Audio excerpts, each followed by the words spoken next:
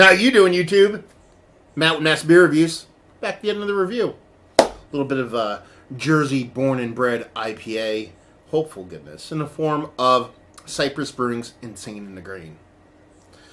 Listen, when you call yourself Cypress Brewing, even though that's based off a tree, I don't think that's where Cypress Hill got their name.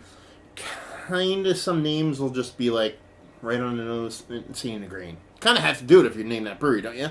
So yeah, Cypress Brewing, they're based out of Jersey. I don't know what town. It probably says on here, so I'll read it. Edison, New Jersey. I can see it from here. I've been there, actually. I went there a couple months ago. I was coming back from a little kind of beer, little journey. Popped in. They only have like 3 beers, I think. 3 or 4 beers on tap. They were kind of just getting into their groove as far as making beers. And they didn't even turn their system on yet, so it was kind of like not a ton of offerings. It was nice. So it's cool to actually see not just cans, but cans I can get. I actually picked this up local, semi-local to where my future wife lives in Jersey. So, yeah, picked it up. Let's dive into it. As far as what it says on the can, it's this Citra Hopped Imperial IPA, Insane in the Grain, Cypress Brewing Company, Edison, New Jersey. Done. Otherwise, it's okay. You know, it's a skull with grains in it, you know, and their logo and then thing in the background. I don't love it. I don't hate it. Words. So yeah, Imperial IPA. Like I said, from those Jersey-born IPAs. We'll see where the sucker lands. So, first things first. What do we got? Infinite creaminess. I mean, you want to sleep in that shit all day. Kind of gravity-defying. Super tight, compact bubbles. Just off-white head, just south of khaki. And she's pretty damn clear. I mean, she's got a rich kind of caramel color to her. That's kind of super semi-hazy, but you can definitely kind of get some light through there. Soft carbonation, that'd be that. Does she look like an Imperial IPA? Absolutely. Kind of more in a traditional sense. A little bit hazier than that, but definitely in a more traditional sense. So, yeah, she looks the part. Let's see if we can get a nose on her.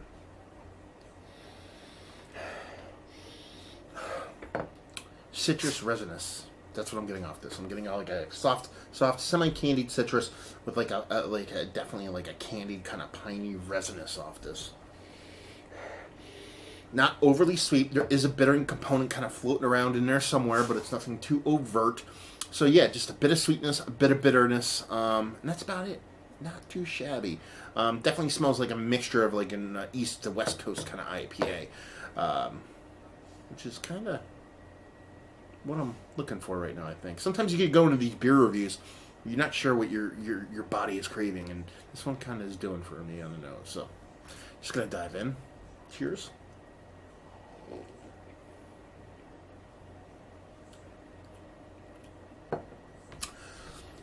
That's tasty.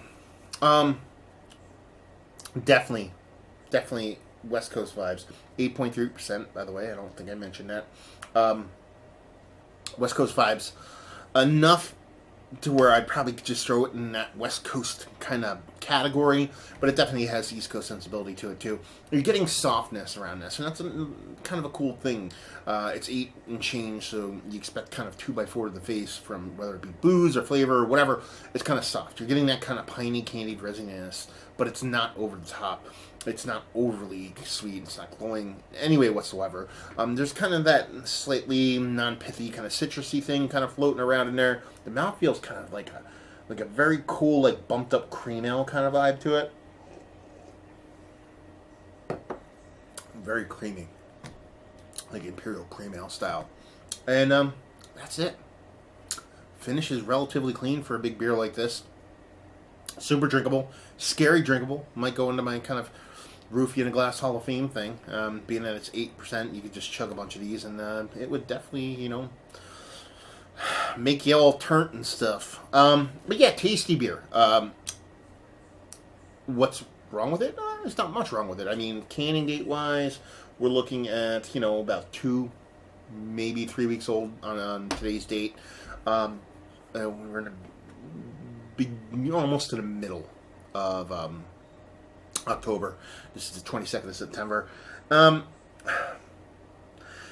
it's clean. It's well made. There's really not much there as far as any kind of negative kind of funkiness or flavor or butter this or you know what I mean, any kind of apple skin that.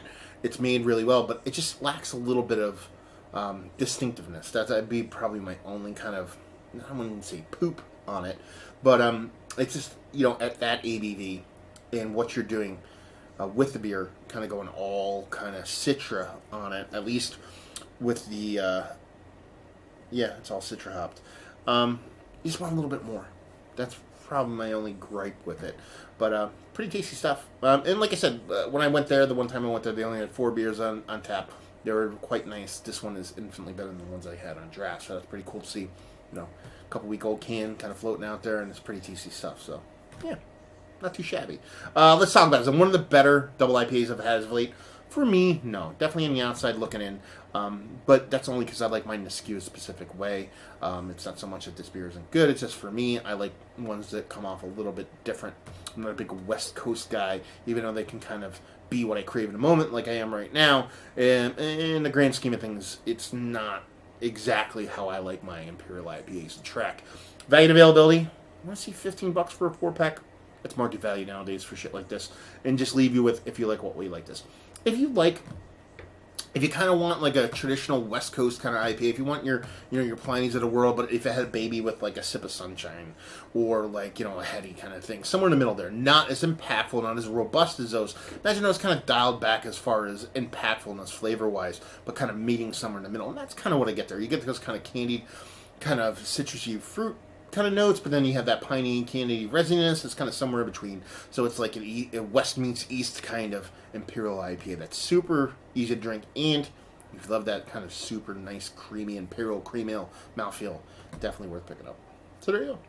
Another review in the books. Hopefully you guys enjoyed it. Words and stuff down there. If you have any questions, I'll get to it eventually. I was going to say value and availability. We already went over that part. Facebook, Twitter, Instagram untapped. If you want to get a hold of this guy, you can go there, say, hey, man, what's up? And there you go. So hopefully you guys enjoyed our review. Hopefully enjoying a nice Jersey-born Imperial IPA right now. And hope to see you next time. Cheers.